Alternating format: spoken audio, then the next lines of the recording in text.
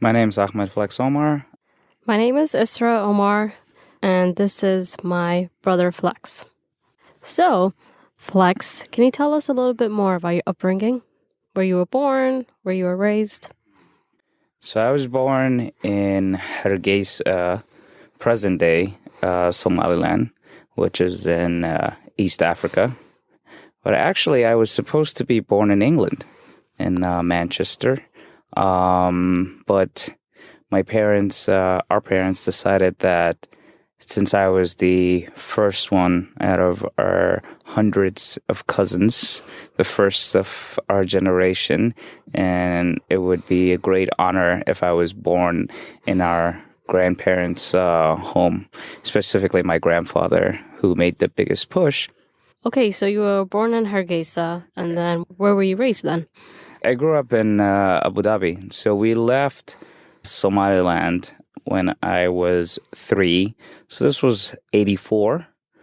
The reason why we left is because in the late 60s, like 69, 70, we had a dictator who came to power in Somalia and overthrew the democratically elected government. Now, the prime minister at the time was also a distant relative. Actually, a lot of our mom's side of the family were diplomats and politicians, and including our maternal grandfather, who's at one point Minister of Finance, grandfather Abdullahi Jire. And when the dictator came to power, he asked everyone to give him allegiance. And, your grandfather, rest his soul, he was very stubborn and he refused. So Grandpa was in jail for 7 years. One of the first buildings that I recall vividly when it was just me and mom and dad, our building had probably like 50 nationalities. So it was like a UN building, and we would always go play outside, with the other kids, but there are times when one of the other parents would invite me over to their place, and going from like apartment to apartment, I get to experience, different cultures, different cuisines. That was a really, really cool childhood. So, what happened? So, the dictator took power, and then what happened after that? So the dictator took power. The economy started to suffer. So what Ziad Barre did was he started to enforce his will on everybody. And he was very corrupt.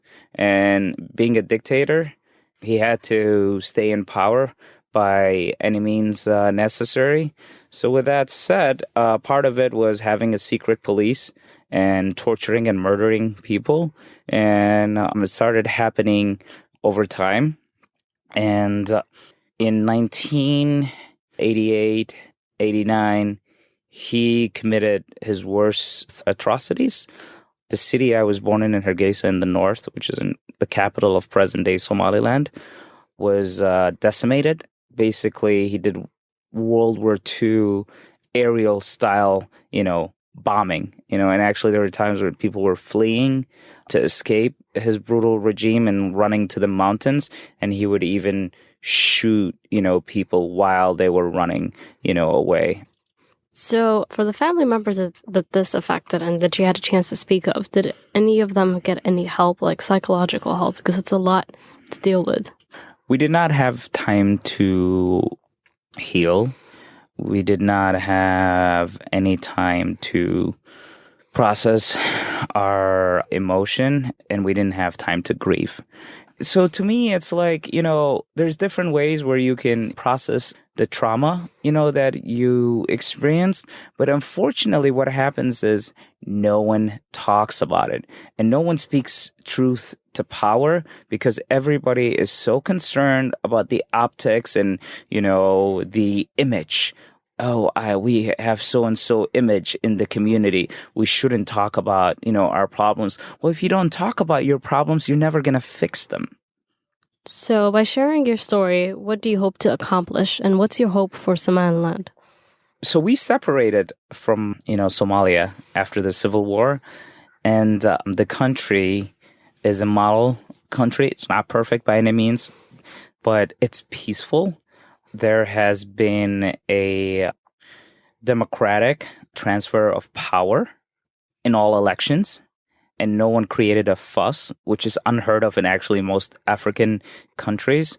And a country is, doing well, but it doesn't have international recognition. And that's one thing that's holding back, the country, because if you don't have international recognition, you don't have access to certain things like foreign aid, and you can't do trade, freely. And also you don't have an official passport. But my hope for Somaliland is for Somaliland to get its international recognition, to have its place with the rest of the world. And by sharing my story, today, I'm hoping for more reconciliation. I don't hate anyone. I don't want anyone to, use this as a way to point fingers, because there's a lot of that. I want this to lead more to civil discourse and people coming together and understanding that one day someone can be your neighbor, and the next day somebody can be your enemy. You have to understand that. What is the psychology behind that? How does that even, happen? Because unfortunately, history tends to repeat itself because people don't educate themselves about the sins of the past. And the only way we're going to move forward in life as human beings, not even Somalians, is by thinking of ourselves as one people. It's just a human, race, and just focusing on humanity. So that's what I'm trying to get from sharing my story. Well, thank you for your time. Thank you.